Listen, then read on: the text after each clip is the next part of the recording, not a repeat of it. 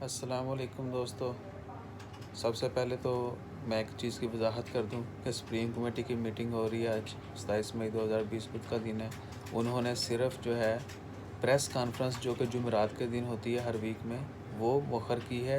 उसको पोस्टपोन करके next week पे कहा गया कि नेक्स्ट वीक होगी।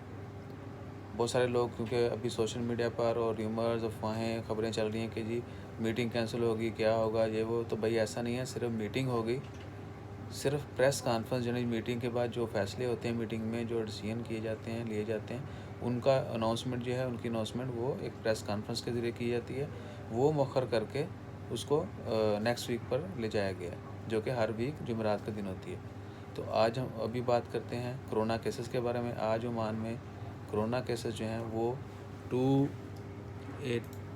255 आज ओमान में 255 जो है कोरोना के केसेस रिपोर्ट हुए हैं। आज दिन है बुध, तारीख है 27 मई 2020। इन 255 में से जो है 166 जो है ओमानी हैं। पहली दफ़ा ऐसा हुआ है कि ज़्यादा तादाद में जो है, बहुत ज़्यादा तादाद में जो ओमानी हैं।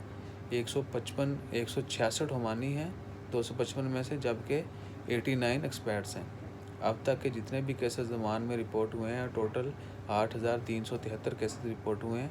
तो आज पहला दिन है कि ओमानी जो हैं आज सबसे ज़्यादा केसेस हैं, जबकि एक्सपर्ट्स हैं उनकी 89 है, ओमानी 166 हैं। 166 ओमानी, 89 नवासी जो खारजी लोग हैं।